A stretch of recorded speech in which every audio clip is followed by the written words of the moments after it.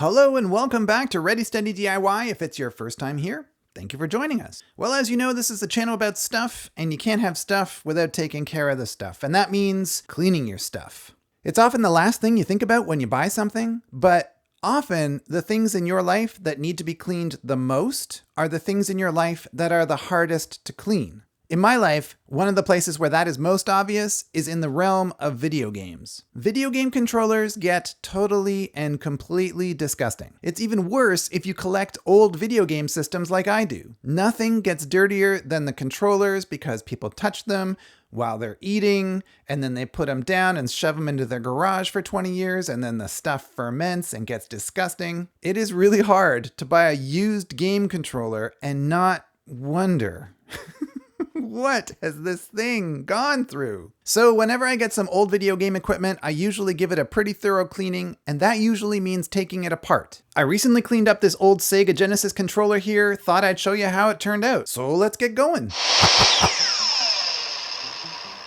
So I should preface this by saying that any video game console maker is probably in your manual going to say don't take the thing apart. Obviously, you're going to void your warranty if you do that. But in this case, this video game controller was made in the 90s. There's certainly no warranty anymore. It barely cost anything. So for me, taking it apart is really low risk. I also know that inside of any video game controller, there is a board, there are some electronics on it, but it's actually quite simple. It's usually just one board attached to a cable, some buttons, and two plastic halves of some kind of clamshell case, usually made out of ABS. And that's sort of it. I've taken apart other video game controllers. I'm not super familiar with Sega Genesis, so I'm going to go really slow and be super careful. If it's important enough to clean, obviously I don't want to destroy it. So on to the cleaning. So this is everything I normally use to do a quick cleanup. There's some screwdrivers in front there for opening up the case. There's a scrub brush and a little basin with some water. Typically in that water I would put some soap or perhaps a little bit of vinegar, but these days I've been using this shoe cleaner. It's pretty good for cleaning plastics also. Next up, there's a spray bottle with a 50-50 mix of isopropyl alcohol and water. And then for cleaning the board, there's some Deoxit D5 there and some Kim wipes.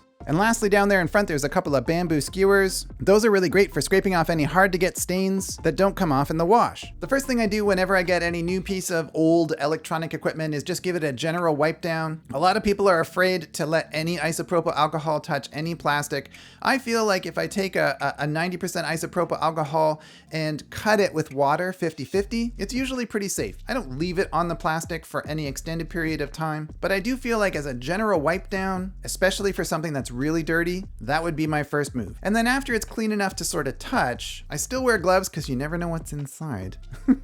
But I flip her over and start removing screws. In this case, there are 6 screws. They appear to be Phillips screws. They might be Japanese JIS screws. My Japanese JIS screwdriver seems to hold onto them well, so I'm just going to use that guy. The difference is very subtle, but it can matter, particularly with small screws. If you've got a JIS screw, like a Japanese version of the Phillips head, the angle of the blades is just slightly different. The JIS screwdriver is grabbing on a little better, so I'm going with that one. Whenever I'm taking apart something and I'm unfamiliar with it, I usually take a lot of photos with my iPhone, and I try to separate the screws in phases. These 6 screws are the first phase, so I put them off to the side in a grouping. The container I'm putting them in has different compartments. The next phase of screws that I remove from inside will go into the next compartment. If there's screws underneath that or somewhere else in the device, they'll go into the next compartment. That way I'll remember what screws go where. So when you put it back together, they go back into the same holes. So once I get the 6 screws out, it's pretty easy to lift the back right off. Nothing really attached to that. You can see though,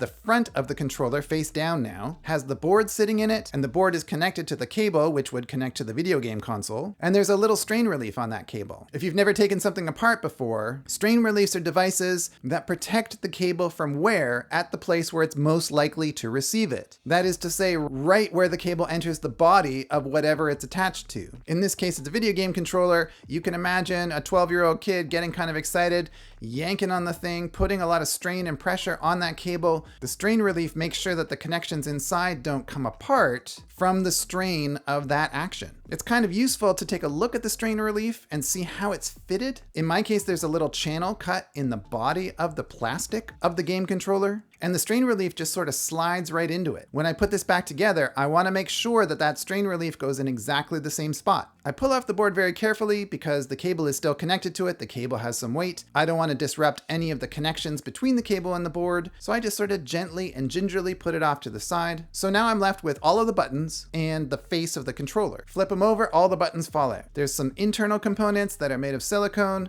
and then the buttons on the outside are ABS plastic, just like the housing. I just take all of those and put them into soak. And then I take both halves of the clamshell that makes up the body of the controller, and I throw those into soak too. When I'm soaking something like this, typically it's just a case of soap and water, maybe a little bit of vinegar for some disinfectant action. Nothing too harsh. You just want to sort of take the 30 years of grunge, fingerprints, and anything else you can think of off of that stuff. I'll let it sit in there for a while, 20, 30 minutes, maybe even an hour if it's particularly dirty. The more it soaks, the easier it'll be to clean. Then you take out each part, I scrub all the buttons, and then I do the same thing to the two halves of the clamshell that comprise the body. Hose them down, rinse them off, whatever you like to do. I'm outside, I could just grab the hose, stick them on the deck and give them a hosing, but I've got a little vat of water here, I can just rinse them off in that, pat them dry and let them sit. Out in the sun, they should dry pretty quickly. You want to make sure it's totally dry, all the parts, before you put it back together. Before that, I'm just going to give a quick once-over on the board. It's pretty clear that the housing of the game controller protected the board quite well over the years. It's very, very, very clean. But all of the action that goes through the controllers goes through these little gold contacts here. So it's not a bad idea to clean those too while you're inside.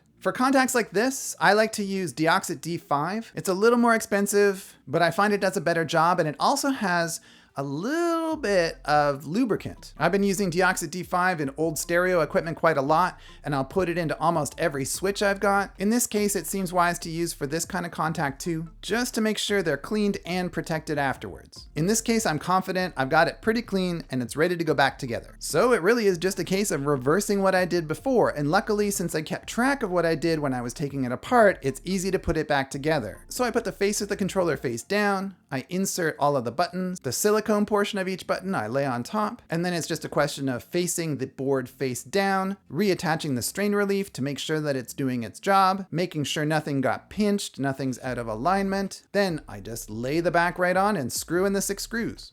And now I have one very, very clean Sega Genesis controller from the 90s. If you happen to have some stuff that's sticking on, it won't come out. Typically that'll be in like one of the cracks on the edges. I like to use a bamboo barbecue stick. In my experience, that doesn't scratch the plastic. It's pretty safe. If you try to use something that's made of metal, it might scratch the plastic, but the bamboo sticks tend to blunt very easily. So when you get it into that crevice, it sort of expands and fills it out and pushes all the dirt out. So if you've got something that's sort of stuck on, that's the way I would go. Then one last final wipe, and I think this controller's ready to use. And now all that's left to do is finish him.